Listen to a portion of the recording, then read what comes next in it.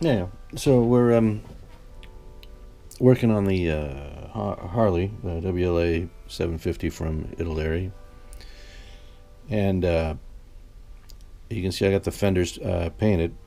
Well, I've got the blue paint onto them, and I've got the skirts cut out.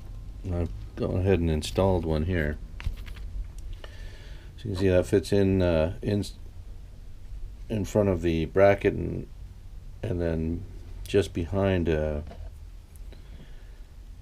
a lip around the fender itself where the chrome trim is. And again, this will have to be painted, this little fine chrome trim around the front of the fender here, this detail, this kind of double half moon. So this piece here will be chrome on the front edge of the fender, and then it wraps around and just down the edge on both sides. And that's how that trim goes. And then the skirts that I cut out fit just behind that chrome trim and just in front of the fenders. So actually we get a nice fit. That took a lot of work. I mean, it didn't just happen. I did have to cut about, I don't know, 15, 20 pieces to get one.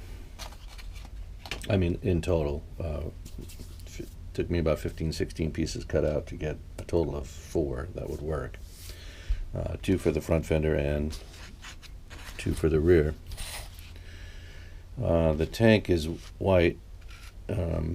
You've seen the reference photo, or maybe you haven't. I don't know. Some of you have. This is a two-tone. It's going to be a two-tone tank. The bottom half will be white, and the top half will be in the midnight blue. And that'll take care of the majority of the painting that needs to be done. Just a few other little engine parts and little pieces that will need to be probably brushed. But as far as spraying goes, as soon as I get the top half of the tank done, that should be it for the spray paint, and everything else will be out of the brush, out of the bottle. Okay, so anyway, I just wanted to do an update, show you what the fenders look like with the fairings that I've cut, that I'm working on. All right, and then the bike itself is here. I guess we can look at the other side of it. So this is the seat bracket, and the front of it here is captured by the 2 halves of the tank and act as a pivot point, a stationary fixed pivot point for the seat then to flex up and down on its spring. So let me set this. I don't want to do that. Let's put this guy over here. All right. So we got our 2 halves of the tank. We got our fender skirts, fenders, and here's the other side of the bike. So you can see that they molded a really nice engine. I don't know how many parts are in just the motor itself, but there's quite a few parts here already. And I've got 3 trees of parts remaining. Better part of 2 of the trees are still pretty full. But again, I'm not making the military bike, so a lot of that stuff is going to stay on those trees. This is the rear fender carryall. I've cut it down. On the example that I'm modeling after, it's just a wire affair. It doesn't have a plate. But I thought I might use some of the kit components to replicate that.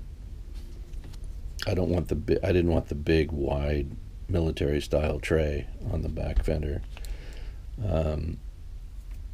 But then again, I didn't think I could scratch build a decent looking one on my own. I could use I mean, I thought of using the solder material and making one. It just looks like a grill. It's just a. I'll try and post a picture of what I'm talking about in a minute. But then I thought, well, maybe I'll just modify the kit part and see how that looks. So I think I will. We'll just paint this chrome, silver, and blue. Kind of a mixture of the two colors that I'm using for the bike, and see how that looks. If I like it, I'll use it. If I don't, we'll just go without a rack. All right, so current progress. Again, this is a time-consuming build because of the little parts. It just being an abundance, a preponderance of little pieces and parts that all need to be painted, and a lot of that, I guess I need to see where everything goes before I paint it, and so that means I'm cutting pieces loose and dry fitting and checking fit, and then painting, and then assembling. I can't get too far ahead of myself. I can't just put a bunch of unpainted parts on and then come back and hit them. It's better always to use the spray paint when I can, or at least in my view, that's what I like to do. So it just means that there's a whole lot of small steps with a lot of painting in between, and it's time consuming doing it this way, but I think the outcome will justify. I mean, I like the way that fender's shaping up. Once I get that chrome trim on there, obviously that skirt's just fitted in there. It's not glued in there. I'll be popping that off, masking the fender for the chrome trim, and then painting the chrome on there. And then the final step of assembly on these will be attaching the skirts, and then pull the wheels off and put the fenders on, and get back onto the schedule of assembly provided by the kit instructions. There's a lot of dancing around here trying to factor in all the painting and making it work with the assembly so that we don't get ahead of ourselves. Right, the typical dance that we do.